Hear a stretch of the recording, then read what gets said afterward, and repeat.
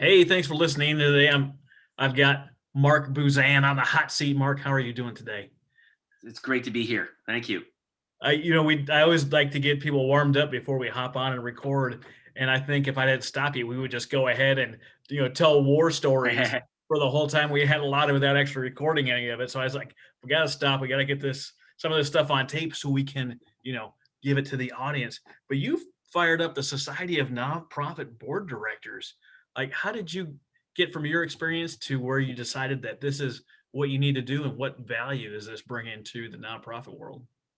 Thanks for asking that, Travis. There was a partial element there. I'm a firm believer, as many are, I'm sure you are as well, that there's elements of entrepreneurship that need to be applied in the non-for-profit world, um, in a balanced perspective. But when I was starting up my association management company, our executive director, I was first and foremost trying to look to see where there was some opportunities where I could network and meet with other people who served on boards of not-for-profits and associations, charities, foundations. It's just whom I tend to serve.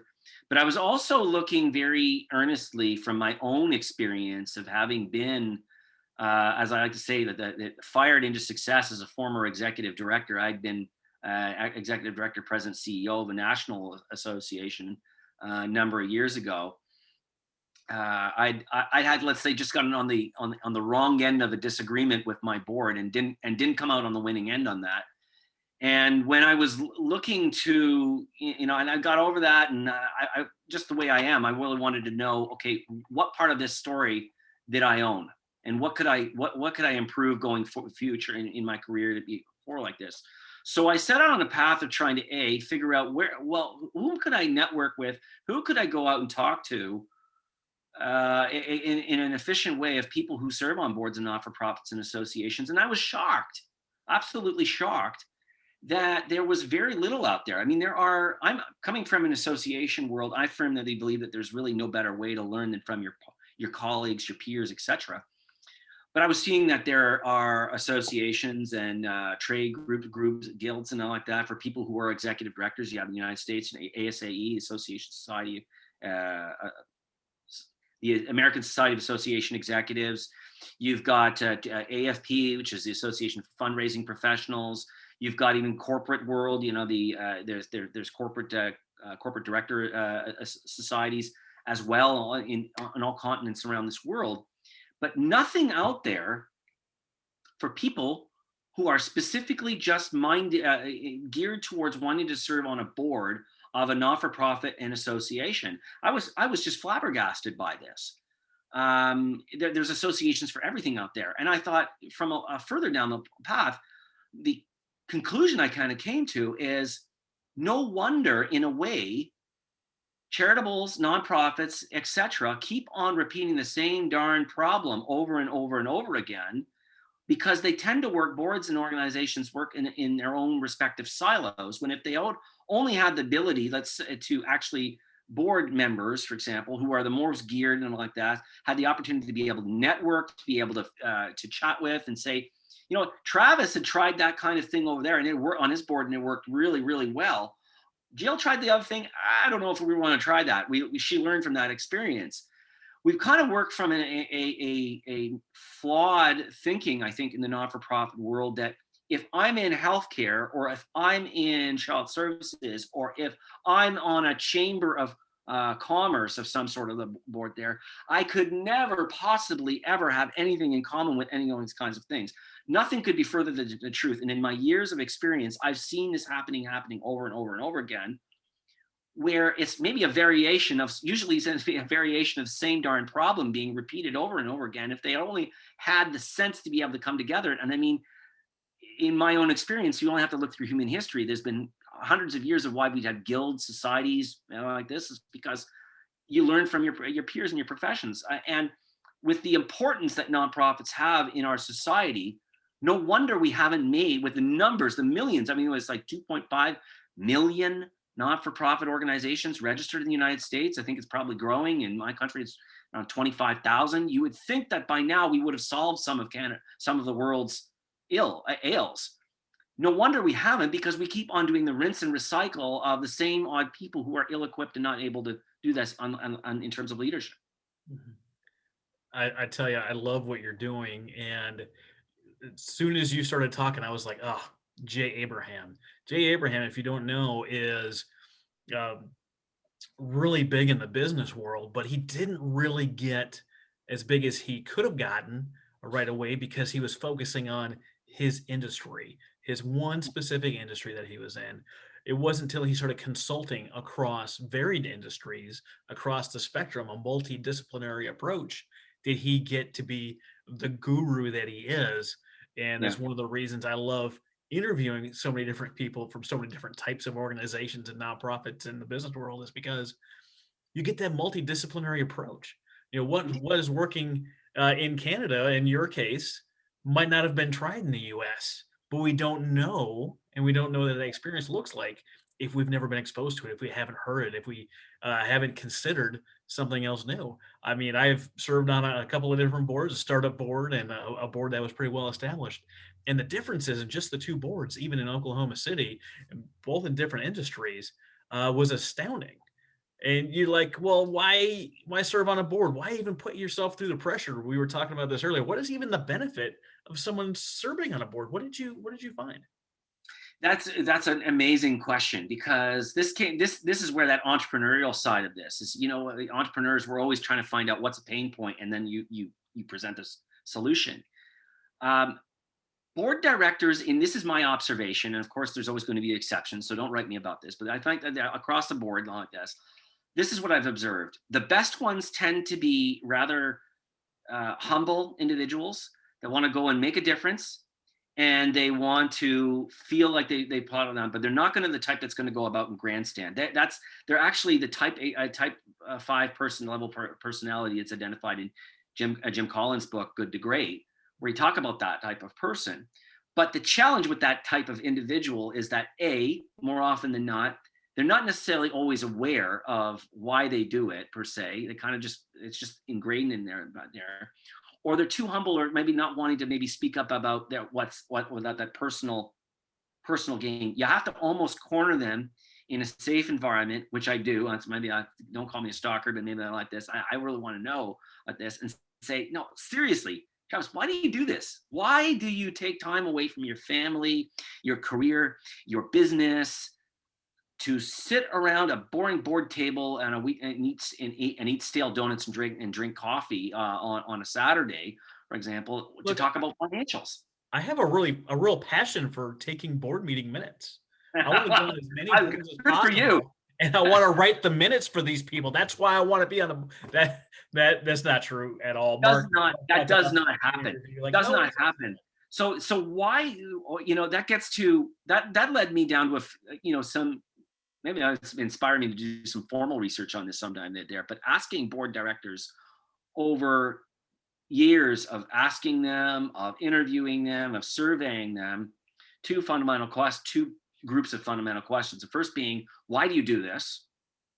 Okay, what would make you to do this? And it comes down to, many of them, they say, I feel like I want to be part of something bigger. Mhm. I want to feel like I'm part of something. I've done my little part, and I can put my stamp on this, and I can feel really good about that self. Or, as some other board member said to me a number of years ago, he says, Mark, I do this because I want to feel like I'm surrounded by people smarter than me. That particularly knocked me on my derriere, frankly, to be able to say, wow, that is one of the most profound, that still to this day sticks, one of the most profound comments I've ever heard. And it makes so much sense. Isn't that much more enriching, to be around a room of people, a really smart, really engaged people, where you come out at this and you're literally, your mind is blown, like, wow, man, that was amazing. That was like, I've got new realizations I hadn't, like that. That's a kind of an experience that I would look forward to being part of a really interesting and smart discussion. That's the first reason why they do this. Then the second part of the question that I asked them there later on is saying, what frustrates you, and what would it take for you to get to leave? And that is something that it's a bit of a taboo, I think, in the not-for-profit world, that we just don't seem to really put a lot of effort in. We put a lot of effort, in my opinion, in the paid world, in the corporate world, for what keeping good employees, really good employees, but no attention for keeping good volunteers and good board leaders, particularly leaders.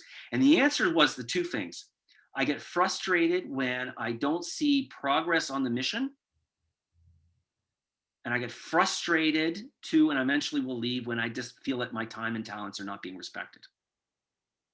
Ooh, that is oh, that has direct impact on me considering my next few years. I've got more than 20 years in the Navy. I'm trying to decide when I'm going to, uh, move on with the next phase of my life. And one of the things that pops up in my head is, if I consider myself to be unhappy with my current situation, it doesn't come down to the paycheck. For me, it really Yeah, comes down to utilization. If I've got the talent and the passion for these things, and they put me up on the shelf or they keep me on the yeah. sideline, why would I dedicate any more of my time to not being utilized and not being called upon and not being engaged with what we do? That's a big conversation that you have, with board meetings, people in the nonprofit worlds. Are they board meetings or are they BORED? Are they boring? Are Yeah, they bored board meetings, a meetings? boring meetings. Yeah, Like, just how do you yeah. even get a board engaged and get them that impactful feeling and let them feel like they're being utilized? Do you just take someone and you say, "All right, you're gonna be the treasurer," or do you figure out what talents they have and where to plug them in? How does that work? It starts first and foremost that yeah, this is an excellent question. I think it starts really at the beginning, to making sure that you've got the right, as Jim Collins says, you got the right people on the bus first and foremost. Get the right people on the bus, and then you worry about the next thing is putting the right people on the seats, and the right seats on the bus. He talks about that. I think that was just fantastic the way he wrote that. But that's the first thing. But not only that, I think that this is so important. Executive directors, board chairs, boards themselves, we have to stop, we have to challenge this preconception that it's your obligation, or that, or as Dan Pelota puts it, that there is only one possible accepted reasoning for why somebody should volunteer, and that is benevolence. That is the only acceptable reason why somebody should do this. Now, hear me out on this. When people say, "Oh my God, what are you saying?" And people want to get like self gain out of this. Well, hold on a second. Why would somebody now you have to? Why would somebody take time away from their friends, their family, their career, etc., like this, to contribute? Compensation doesn't always have to be financial. I'm not talking about ever. I would never comp. I would. I'm look. There are folks out there who say that boards should be compensated. I can't go that far. I'm not on board with them that there. But I do think it's reasonable that this should be a fair exchange. Should be a fair. It's a two-way street. You have to check in with your people, just as you would do in a company like that. You got to check in and say, "Hey, how's it going for you? Are you happy, or is this working out, or are you having some problems? How can we, adapt or change and make this a more inclusive environment for you?" The whole kit and caboodle. We hear about this forever. But in the not-for-profit world, well, that's a poo-poo thing that this coffee. We can't possibly talk about that. No, compensation can also be, what? A little bit of recognition. Compensation can also mean, are you finding this engaging? Mm, Our compensation is, are you developing professionally and personally as a result of this? Speaking of that board director I talked about earlier, he said he wanted to be surrounded by people smarter than themselves. Do you feel that you're learning and growing as a result of this? mm, I don't think I'm not wrong about this, but put in that perspective, I don't think that shouldn't be a controversial political conversation. It's just checking in with somebody to say, how's this going for you? But in the not-for-profit world, we've got this Puritan mentality around it that there's only one sort of way, much like Dan Pilota's books talk about the reason that charitable donations was kind of set up in the Puritan age, because it was the individual, the self, was viewed as selfish, as incorrupt, and all like this, and that the way that you compensated was to give money out, not because you genuinely wanted to help, because you wanted to feel like you're doing better. There was to You're compensate. paying your penance, right? You're paying Penance your for the penance. guilt of being selfish and taking care of your family first. And it's heartbreaking to talk about that and what that looks like. And I talked to so many startup nonprofits, especially veteran startup nonprofits, that refuse to talk about compensation for staff members. They're focused on this volunteer only mentality. And I was Yeah. like, why on earth are you working so hard to try to ensure that you continue the pain that you're on? And it's a penance. I call it martyr syndrome. I've talked Yeah. about it in a few episodes, but it's Nonprofit martyrs. yeah, they're paying their penance. They're getting their 40 lashes in that they're giving themselves before they go out and spread cheer around the world. Because unless they're going through personal pain while they're doing this, it's not making a real impact. And I just think that's a garbage statement. But why do you think there's such a distance between the organization as a whole with the CEO or the executive director and the board as an entity, as like this thing that's on a pedestal? What's the gap from? Why does it Yeah, exist? that's an excellent question, and that led me down to my understanding of this. And this is so important, because from the executive director's point of view, I think a lot, and I was guilty of this. I was guilty of this, folks. If you're doubting me like this, I got canned because I was not in tune with this. I went down my own path, and I thought that, gosh darn it, why can't they see the value of what I'm doing? They got it all wrong. I hear about this. You only have to read some of the nonprofit subreddits or the discussions about executive directors. Sorry, I find this particularly in amongst, in the States, where there's like it's a bitch fest. It's a bitch. They're bitching about, I don't get paid enough. They don't respect me. They overwork me, and all these kinds of things. And maybe that's true. I'm not denigrating that. But then it ends up being like a adversarial relationship with the Yeah, board, it's not and it helpful. should not be. That's not helpful. It's not. You got a piss poor attitude. Hold on a second. What's that old? There's somebody told me something. I keep on this. Be careful when you point a finger at somebody, because there's three fingers pointing back at you. Yeah. You know, there's another side of the coin to this. Nonprofit staff, you're living it every single day. So I get that. I celebrate it like this. The role of the board is there to watch out for you, to give you guidance, to say, hey, because you're in the weeds, you have to be in the weeds. It's really hard to see the picture when you're in the frame. The board's role is to be that frame for you, to say, have you thought about this? Considering, are you watching out for what the community is? Are we actually making progress on the mission? I thought they were And supposed to tell me how much I can spend on paper clips. I thought that was the role of the board. that's don't get me started on that. That's a whole that's a whole other issue right there. That's and we'll talk about that at some other time. But I mean, that's the role of it there. Now, take off your executive. This took me a long time, frankly. There, so I'm not unsympathetic to executive directors who are listening to this, because I've been where you are there twice. I'm on the staff side, and now contracted out to do executive director roles.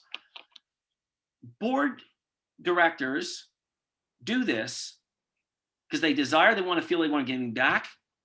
Maybe they've achieved a certain degree of some success in their career, their life, like this, and they feel like they want to be able to impart upon this. Yes, let's address the big white elephant in the room. Some of them want to do it because they feel like they want to get a little bit of recognition. It makes them feel good. God forbid we should try to celebrate our prima donnas. What's that old thing I think General Patton once said is, you got a prima donna? Celebrate them. Celebrate them. They will do amazing things. Put them up on a pedestal. They do all of this as well from the corner of their desk. They're not in this, nor should they be, full-time like you are. Trust me, you don't want them in there full-time like this. So you don't want that there. You trust me, you don't want to. Trust me when I'm saying you don't want that. That's a good place, frankly, for them where they occupy. So think of it from your perspective now. You at best get to see a very top level, high level view of where the organization is going on maybe a monthly, sometimes bi-monthly. I've seen some boards meet quarterly.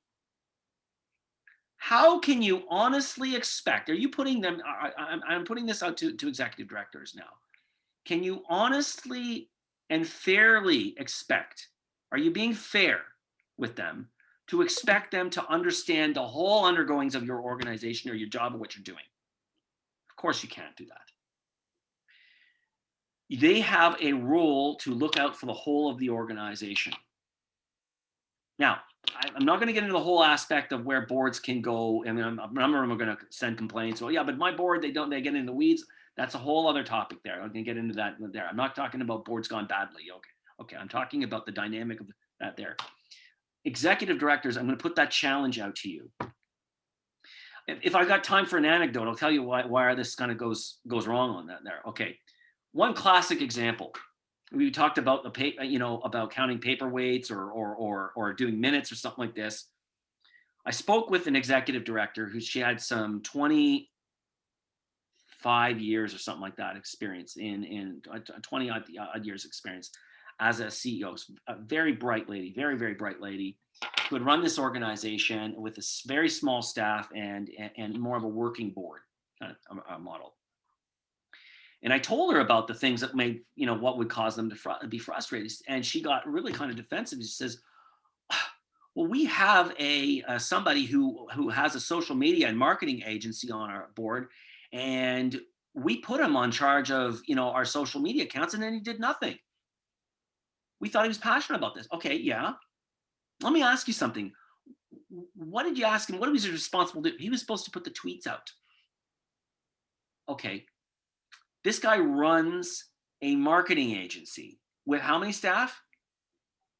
And you asked him to do the tweets. How enriching do you think that is what this guy does? You just asked him to do what his intern does. Oh, yeah. Oh, it wasn't in for it. It was just, he likes you, but he wasn't that into you for when it came to that. Had you not thought of maybe leveraging his experience and maybe getting him to do a live stream as a board member about his experience, we could pump it up and talk about the organization. You think that he might have been a little bit more keen toward doing that? We would have adjusted maybe a little bit more towards his interest level and what he is. That's the problem I think that we come across. We're just sort of say, it's a slap and roll out there where boards are viewed by too many as a kind of it's something that we have to tolerate and put up rather than something that's leveraged. And that's actually another area of frustration for many board directors. I'm talking this is saying, they ask me, but the staff doesn't really, they don't really want my opinion anyways. Not really. I mean, you bring up some interesting points. I mean, did it never cross her mind? Yeah, I don't know this person, right? Yeah. I don't know the situation, but the first thing that pops into my head, if I've got a marketing guru who runs an agency on my team, is, hey, what would be the best or the coolest way to leverage all social media for what we're trying to do and get them engaged in something that they're passionate about? You take the passion of the organization, you take their zone of genius, what they do with their full-time career, and you see where that can cross over, and you let that person create something new. Exactly. Are we so stuck on what a board should be that we can't ask a question and reframe it? Or rather, worse sometimes, and working boards it's merely about plugging holes. And that is a waste. And we wonder, Travis, why we haven't made more progress in society. I mean, the goal of most charities should be to try to put themselves out of business. Well, exactly. Well, so Well, we I cured polio when it was like 60, 70 years ago. yeah, Dimes, I mean, I remember it being sort of active, but it's nowhere near what it used to be, and they were fine with that there. You know? it I just got done reading through Dan Heath's, Upstream and what that looks like to take care of problems before they start. Are there people that are gonna be homeless that are gonna need services? Yes. But if we never go upstream to figure out Yeah, how they got there, we're never gonna be able to solve the problem for most people. And when you get through the dissections of this book, I don't know if you've read it or not, there's actually organizations out there that have solved homelessness in the US yeah, in like a dozen major cities, and it walks through how to do that in the multidisciplinary approach where you're working with a coalition in different areas of nonprofit work, of government, of yeah. all these different things working together. Like, oh, that's going to lower our fundraising. How great is that to need less funds to take care of the things you need? There will Because, be other societal problems to take on. Trust yeah, me, I will be absolutely. there. And they work you through how to get to functional zero. And I love the concept. I posted a review on the book. I've gone out to a couple of people that I know that are working in homelessness sector or veteran homelessness or whatever. And I asked them, I was like, have you ever considered working with a coalition or a group or someone else interested working on the same problem you are? And I got a resounding majority that said they hadn't even considered it. And I was Yeah. like, did you know that there's cities out there right now that are at functional zero? There's more housing available than long-term homeless people in their city. And they're like, that's not possible. And they haven't even opened up the thought that says the thing that I'm trying to solve, the people that I'm trying to help, you get to that hero syndrome, right? Because they're Yeah. in the trenches, they're solving the problem and not working on preventing the problem in the first place. And not only did they not even consider it, they haven't read it, they're not even interested until they hear some kind of outside story that it's even possible. And you see much of that, or where I would be willing to bet. I don't know these organizations you're speaking of there, but I'd be willing to bet that the dialogue around those board tables is far different than in the ones that you said that they hadn't considered it.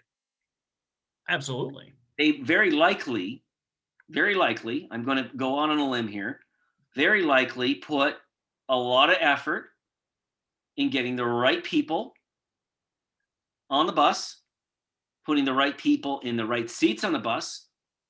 But I'll go one step further than Jim Collins there, as it from his book there, but regularly checking in to say, how's it working out for you? Have we got a right kind of a culture that's working out for you in this? Are you getting something in? And then as well, I would also be willing to bet because that kind of a culture creates one's itself where it's self enriching, is that people start asking about where are we moving on the mission? Are we actually making a problem? What are some of the big grand strategy challenges about why this is why who do we need to include in this conversation? Those are kind of I don't know about you, Travis, but that kind of a conversation fires me up. That would be wow. I would look forward to go there. I would drive to the other side of the town or get on a plane and go to a meeting like that because I would find that really mentally stimulating. That's a reason why board in my online why board members do this. They won't tell you that because they're a humble bunch. They're most of them there. That's a bit of the frustrating thing is they won't tell you that out front because we've got a cultural kind of a thing where, oh, you're just doing this for self-interest. Well, yeah. So We do just we have, about everything out of self-interest at some level. So yeah, but that's a bit of the dysfunction, and that's sort of what led me and what drives me with the Society of Nonprofit Board Directors is breaking down the silos, creating opportunities for board directors, the most motivated ones that were not for everybody. If you're content with the status quo, with this is probably not your thing. For them to be able to do some cross pollination and say, you know what, we tried this in this organization, this worked really well, or to break it down and democratize the information about how to be a better board director, how to do continuously improve, how to do agile governance, all these kinds of things, so that you're constantly moving forward and that this is an enriching part of your life. I mean, we only do how many spins around around the sun that we do in our lifetime. Make the most of it. Why would you settle for something like this? I mean, anyway, that's just my view on things, and what we try to strive for. See, I know we were talking beforehand, and we were talking about people that are just kind of there, just kind of being on the bus, just going along with everything. Yeah, Uh, I'm kind of a pain in the butt. I am a questioner. I want to know why we're doing it, why this is the best way we're doing it. We've always done it this way. Well, has that way you've always done it always been yeah, successful? Why? What would it take to try something new? Why are you willing or unwilling to try something? And sometimes I've learned over the years that that's not the best attitude to have. It's just being a pain. Uh, but as I've gotten more mature in my approach to these things, it becomes a like, oh, we really didn't consider that before. I was like, well, would you be yeah. interested in having a few minute discussion on this, or can I put together, some reading material on this before we talk about moving forward? Because these same ideas are not going to get you to new places. Yeah, I agree. I agree. And I keep on referring to Jim Collins because I love that. I love this book. Great, good, great. But he said it in the social sector. He's got a social sector version of that book. He said to be effective in the nonprofit world, and you probably are witnessing. You've kind of described a little bit of your own evolution on this. You can't approach it like you're a king, rather, much more like you're a senator. And you've got to be a very astute politician to know how to push, know when to lay off the brakes a little bit, know who to get the right people on board there to build something like this, because decision making processes in nonprofit world is extremely decentralized. You've got to get. I've had staff. I had a staff member before he joined my association management firm, and he's just really detail oriented, really good like this. But he would get incredibly frustrated by how long it took things, and I had to remind him, says, yes, it's decentralized. It seems a little bit messy, but in the end, you actually end up with better decisions. So I think that that's something to be said of it, because everybody's bought into this. But the challenge this is that not everybody perhaps is as tough as you, Travis. Some will, unfortunately, the really good ones will just say, you know what, screw it, I'm gone. Yeah, they'll just leave. Thing. They will just leave. And you hear this all the time. The turnover rate for executive directors or CEOs, Yeah, for fundraising professionals, and sometimes quality board members, the numbers are astounding. You're looking between 8 months and 20 months, so less than 2 years. We're just cycling through these people. I was an aircraft mechanic for a number of years before getting commissioned in the Navy. And if you keep using the same tool over and over and over again, and sometimes you start using it like a screwdriver, then it becomes a hammer, and you're using it things for something that it wasn't designed for. Well, you end up wearing that tool out. And it's the same thing that we find in the nonprofit world, where you get an executive director and you expect them to do everything, or you get that yeah, fundraiser and you run them through the ringer. Their zone of genius is networking and putting together big collaborations, but you're bogging him down with yeah. administrative paperwork that can be done by any intern, any VA, any first time guy, but you're burning them out on the minutia. Or you've got a great couple of volunteers that love what you're doing, they love being part of the organization. That is their zone of genius, and they love you for it, but then you never give them any recognition. Or You the never give them the agency, or the tools. marketing agency guy who you gave him the tweets to put the tweets out. I mean, you know, Yeah. yeah, That would be like, that would be like someone asking me, as the nonprofit podcast host and a consultant, former board member, volunteer, like, "Hey, we'd really like you to show up to the event, and could you, set up tables?" Not only does that not utilize my skill set, it's almost insulting. yeah, Now, if I'm there and people are putting up tables, I'm going to go pitch in. But if that you brought me there just to set up tables, like, dude, why you completely yeah. missed the bus on Well, that why? goes to what I was saying about the number two reason about why, one or two reasons about why they would leave. Yeah, And the worst part about it is most of them won't say. They'll just say, "Oh, my family or time equipments have changed, and I've got to move on like this." And Yeah. Unfortunately, in the nonprofit world, we kind of just take that and say, "Oh, okay, well, sorry to see you go." It's I challenge you, dig a little deeper. Dig a yeah. little deeper into that, folk. You're going to get some interesting information. I had a question come up in one of my Facebook groups this week. This question came up because I was frustrated with some of the responses I was getting from founders and executive directors. Like, oh yeah, this is great and all, but I've got to go ask my board. Like the question Yeah. then becomes the question I pose in these groups is: are you the chief executive officer, or are you the chief? I got to go ask the board everything officer, and what does that look like? And Mm. I'm not talking about, them signing off on a $20,000 package. I'm having them, sign up to do something that cost the organization $0 that can be done in a very short time frame that has the Yeah. potential to make them, a couple $1,000s a month in recurring donations. It is Yeah. so frustrating to say, "Well, I gotta go ask my board." Great. When does your board meet next? 8 months from now? What are the chances that you're gonna, sell it to them like I sold it to you? What are the Yeah. chances they're gonna be on board with this? Are they just gonna say no because they don't wanna be bothered with doing the new thing? At what Well, point? I'd say to that, Travis, there's probably that's an onion with multiple peeling though, like this behind that, there, like that, what the reason is this, and that's just my nature as to why I believe in really digging into this. Here's my observation on that. The first thing, it goes to what I was saying earlier, that this whole structured nonprofits themselves, it's a very decentralized power base and decision making process in itself. But there is a culture that we create, one where executive directors are either, I'm going to say it, they're either chicken,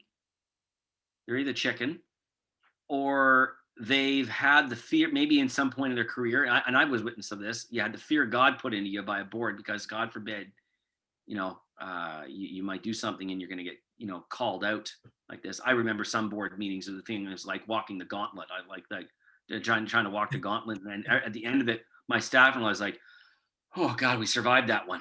Whew, you know, because on the board end of side of things, we just do a horrible job of recruiting. We do a horrible job of training. We do an even worse job, an abysmal job of making sure that we've got a congenial professional culture that's being flourished on this. Now, people are going to have a lot of stuff that's going to be, nodding on this, because I'm not saying anything that people haven't already said a lot out there. But the thing that's really important in all of this to keep in mind is that, in my observation of things, what we do for recruitment of board members is flawed, because we have a tendency of taking the first warm body rather than, no, wait. I remember very clearly being CEO of one there. We had a board member, for God's sakes. The guy knew 3 months prior we are going to have a strategic planning retreat, and then after that, like, we more often than that, we had a big a cocktail reception and networking. It was a big industry thing. It was the thing to, you did not miss that in the industry. It was the big thing. People flew in for that there. The dude showed up and missed the strategic planning thing, but then had the gall to show up for the cocktail. There. Oh, the thing that benefited him most, he was there for, Yeah, but not what benefited yeah. the And, organization. Like, I don't and, imagine how and he flaunted, literally, he had like, what are you going to do about it, kind of thing. that And I remember at drinks with the board chair saying, he was just, frustrated and angry. And I said, you're right. I agree. This is unacceptable. This is totally unacceptable. What are you gonna do about it? Like, you need to do something. Oh, but we can't get rid of them, because if we do that, well, then who's going to be occupying that seat will be empty. And I said, and it's empty if he doesn't do any work anyway. and I said, I literally said, and I guess I never really thought of it that way. Yeah, yeah. But then came the question of the courage there, because he didn't have a culture in there that was where where expectations were put up. I firmly believe in a lot of this, and I have this conversation with other uh, nonprofit chairs I counsel and this, and I says, if you expect little, you will get little. Oh, yeah, absolutely. Lowering the bar, it only gets it to a place where people can trip over it. And If then you're they don't not, respect in you. And my then the most opinion, motivated people don't respect you. well, the people that are the right people that are on the bus. Let's go back to Jim Collins here. You get the right people on the bus; they're in the right seats on the bus.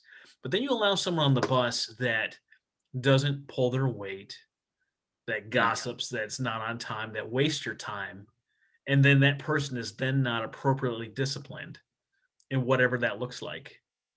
The good people that you had on the bus, the right people that are doing amazing things, they're going to lose confidence in their leadership and they're going to leave Yeah. because if they're holding themselves accountable and they're holding Yeah. their peers accountable and everyone's moving on the same page and working together, but this other guy that's kind of being a pain for whatever reason is not held accountable, then Yeah. why would they waste their time in a great organization if the organization doesn't have these standards? If it's not raising the bar and holding Yeah. people to high standards, why So would they that's stay? the first, and that's true. But the second, that's the first part of it. But the second problem, and this is my assessment of things, is that reviewing a lot of the dialogue that's out there about this conversation, you're going to get a lot of people hailing the net. This isn't revolutionary. A lot of people are shaking their head and I agree, I agree, I agree. But that which is put out there for board directors, in my opinion, tends to be coming very much from the perspective of former executive directors, former executive directors, staffers, or consultants who used to be executive directors. And nothing wrong with that. I am one of those guys there. Hey, me But too. yeah, exactly. Their perspective on things is very different. And it comes from almost a punitive kind of Charlie Brown, wonk, wonk, wonk, like teacher there, right there, saying, thou shalt do this and thou shalt do this. That's hardly, nobody joins a board or volunteers their time for because to follow rules. They do it for the inspirational thing, and you get them first on the inspiration, and then you create the culture, and they self-govern themselves at this. And the training that you provide has to be has to be presented as well in an inclusive fashion from the perspective of the receiving end of things. If you give somebody, like a lot of the stuff that's out there about governance training, in my view of things, is very much you need bloody well a PhD in governance and corporate governance and law to be able to understand or make out what that means. When again, this is not their full-time job. I want to repeat that again. Repeat this always to yourselves, executive directors. This is not their full-time job. Understand that. It's not.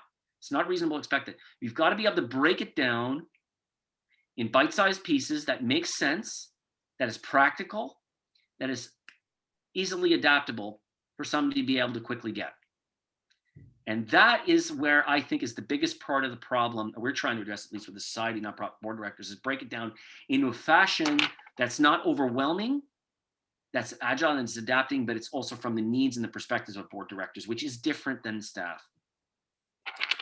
Yeah, you said something in our pre-review that really kind of brings this home. The board is there to prevent nefarious, law-breaking activities. A, and B is what you're doing, making that impact, moving that needle forward, doing what the community needs to do. And I think if you can answer those two things and understand what the mission is, then you're at least doing your base level job as a board member. Yeah. I don't know what kind of impact a board is going to have if they're not trained. Me as a consultant, and you probably the same thing. You get frustrated when you talk to someone, and again, I'm in the military, and I always end up going back to that stuff. Is you're in the military, you spend serious time, serious money on training and planning. That is what Yeah. you do. Unless you are boots on the ground, airplane in the what you are training. And then you get into the Yeah. nonprofit world, or heaven forbid, veterans that start nonprofits, and they have never considered training, Mm. putting aside a budget for training, Like, are you training your CEO of your organization, your nonprofit, like the money that would be spent on a CEO of a for-profit Yeah, organization? Oh, how about for the department heads, for your program managers? Are completely they agree. getting training? Is your board getting training? Do No, you have a chunk of money in your budget to enrich the lives of the people in your organization for their own personal professional development and to do a better job for your organization and for your mission to ultimately impact the community that you serve? yeah, no, I completely agree. But also developing the training in formats that are easy to digest. Because I've also had my chats with a number of board directors and like this, and say, I think if you come at them heavy and hard with you got to know this, you got to know this, or particularly, or you got to know not to do that, not to do that, not to do that. That's hardly inspirational. A job predicated on what you're not supposed to do is hardly inspirational. And Yeah. I think we lose people on the front end, good, qualified people who would go into and do amazing things in the corporate world, in leadership roles, and do amazing things and be a great people to work with. We lose out on them as leaders because of what much has been said. It's been the training out there is is too voluminous. It's too complicated. And I think in many ways we have to simplify it and bring the board role down to its bare bones at the nonprofits for what it's really supposed to be. Like you said, it's to watch out, which is really, frankly, only a small part of things. Because most I do believe most nonprofits are well run, and in many respects they're probably better run than for-profit entities. But utilizing the best of our society's leaders to solving our society's ails. And you do that by constantly checking in and saying, how are we making progress? What are some of those roadblocks? And how do we put our collective, that's the whole point of having a board, a group of people. We're going to put our collective heads together and say, how do we tackle this darn problem? How are Mhm. we making a movement on this? Not to literally rehash or have the executive director rehash a report of everything that they did the last week. Don't Oh, care. oh, Don't that's the care. worst. Send it to me in an email if you must. I'll look at it, and if I have a question, I'll take it up with you there. But don't utilize my time. I mean, on board meetings sometimes where it's like 2 bloody hours of reports, and we didn't, and maybe at best 10. I was on one more meeting there recently where a 2 hour meeting, 10 minutes of which we were talking about discussions about things that some strategy. So yeah, send me the reports and I'll read ahead. And if I Yeah, have questions, I'll follow up an email before the board meeting. Like, hey, this is a little confusing. Can you explain it to me either in an email or sometime after the board meeting? That's not what board meetings are for. Like, but when I look at organizations, I think that they don't really give their board a direction. They're just no, there, especially if yeah, especially if they're young. And I know there's some people like Chuck Loring out there that say that you got to have your board members be three things: ambassadors, advocates, and askers. And if you yeah, haven't asked potential board members if they're willing to do these things, then chances are you don't have the right person on the bus. I've got a coaching client over the last year. We've been working her bylaws and some different things, and she made one of the mistakes that a lot of startups make, and they had really absentee board members, just people sign a piece of paper so they can incorporate, and that's not encouraged mm, at any level. But I was like, well, it's time to recruit board members that are going to make an impact. And one of the things I always have them do is like, do you have 5 hours or 10 hours a week or sometime a week to dedicate to this job? Because people, I think, will weed themselves out whether they have the exact mhm, time or not. But put it out there, see what you got. We came up with a board questionnaire and stuff, and she was maybe thinking she was going to get 2 or 3 people interested, and I was like, no, no, you're going to get 10 or more interested. She had 15 highly qualified individuals that were knocking on her door when she put that out there to try to be on her board. people Don't want to give. People want to be part of something there. Yes, but But don't have the passion to start a nonprofit and something that you want to serve, and it burns in you so much that you have to start an organization to do this. To then think that no one else has the same passion, it might not yeah, be as intense as you, right? But there's people out there willing to serve darn near anything that you're gonna come up with, but you have to ask. And when she Yeah, went out there, she called me immediately. She said, "I cannot believe that I got this many people involved." I was like, "That's actually, right around the area that I thought would be interested." She's like, "Really? I thought it was gonna be this." And I was like, "Why do you think so little of yourself yeah, and your purpose?" And she's like, "I I I" she wanted to say, "I don't," but she was like, I do. I do think that it's not that important." I was like, "No, that's not true. Based on the amount of stuff that you've put together, based on the amount of stuff that you're dedicating your life to this thing. Your events are off the chart. I see nothing but great reviews in your social media group. People are engaged in what you're doing. At what part of that do you not feel like you're enough? yeah, You're more than enough. And the type of leader that you are, the type of visionary you are, people are going to surround you, and this is evidence that you're doing the right thing. So get them on board, get them interviewed, and make sure you know what you want your board to do. Like, oh, their board hasn't been doing anything. Have you told them what you would want them to do? Have you told them to talk to 5 people a week about your mission? Have you yeah, told them to share every social media post if that's an expectation you have? Have you told them? yeah, yeah, yeah, very much. Well, what's that say? I said before, expect little, you will get little. Expect a lot of stuff, you will get a lot. I would say that congratulations to her, but I would say she probably would have even gotten more out of that if she had even taken a step further and said, and just like any job description, the good ones, they have a little paragraph about what you can get, why you should join our company. Yeah, absolutely. No board postings I've ever said is what you're going to get out of this. None of them. I've never seen one yet. I hope I see one of these days, but I personally have never seen that where they actually said this is what you can get out of this experience and why That's it's interesting. important for. Because I've never seen one either, and usually, in the business world, you wanna pitch something as the benefit or the "what's in it Exactly. for me." Like, Why do you want to? You want to encourage. If you got a business, you want the best candidates because it's your people that make your organization be what it is, right? So you want a best. You want an amazing pool of resumes coming in. You got to pitch it a little bit, yeah, but we don't do that in the nonprofit world for your most important advisors. What's that saying? The best. You want something done? Get a busy person. yeah, yeah, You know. yeah, absolutely. My big thing is holding people accountable. When people first meet me, they often say that I'm, generous and kind, but they don't usually say that I'm nice because holding people accountable is apparently not nice. How Uh, people don't, not everyone's ready to be held accountable, and I don't blame them. But how would you encourage an organization that's maybe struggling with their board interactions to have their board held accountable for the things they said they were going to do? Well, that comes down to again once against the code of conduct there.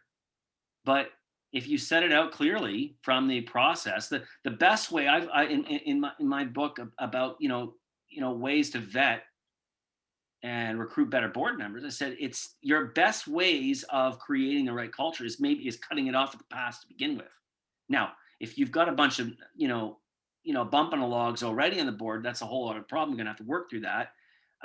But your best way is right from the beginning is to start setting up expectations on one hand, but yes, also to attract those right type of people. We can't just always go things out with the stick. You got to offer a little bit of the carrot on this.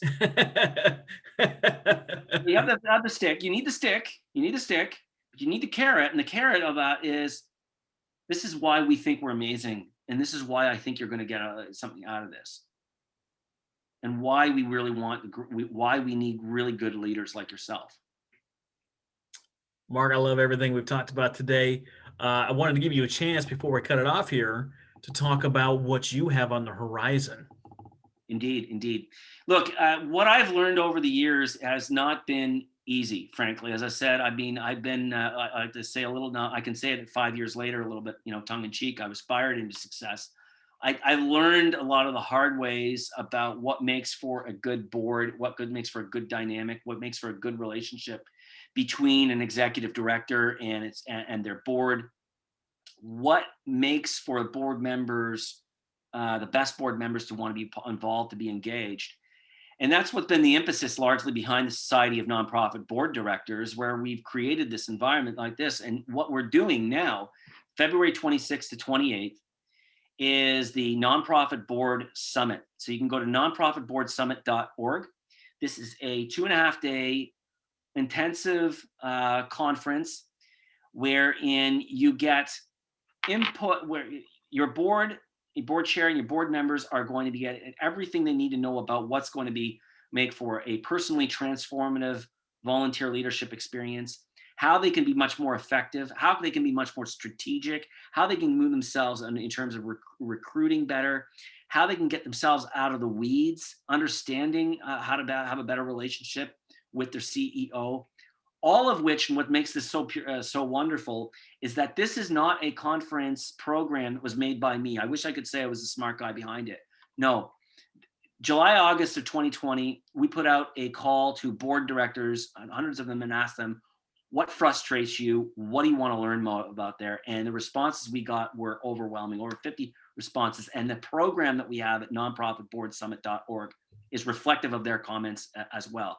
So if you're a board director and you're not content simply just with playing it easy, you want to make 2021 a year of impact, I challenge you, encourage you to go and check that out. Check out the nonprofitboardsummit.org and also nonprofitboarddirectors.org as well, the society behind it. If you're an executive director, this isn't specifically for you, but I'm going to put this out to you. This is advantage to you. Take it from me. Your best boss, your board, is an informed one. Okay? The best bosses are the ones that know their stuff. They know their stuff. They're a joy to work with. It's far more effective, far more easier as well, I bet, probably with spending limits, to get a board member or a few of your board members in as well, wherein you can get them trained over a week. They can connect and learn from others as well as to what works. So in the end, as a result of them going to this, you're going to have a better boss and a better working there, and you're going to enjoy coming to work. So certainly hope that as many of you come out there and register. We've got a amazing faculty of speakers that are just amazing, and check it out again at nonprofitboardsummit.org. Thanks for that, Mark. Who is going to be your headliner this year? Who's your top speaker?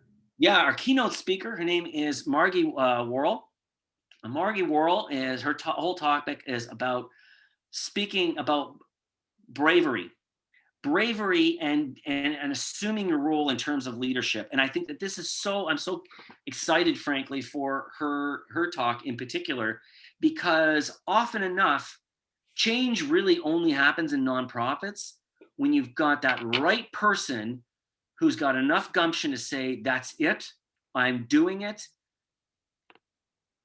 Damn the torpedoes, full steam ahead. We're doing it. That takes a lot of guts. That takes courage. And Margie's going to tell you a little bit about how you can find that little bit of red badge courage in your board and your dynamics in your organization to be able to take it to the next level. Hey, I appreciate that, Mark. Thanks so much for being on my show today. I'm looking forward to the summit. Thank you very much.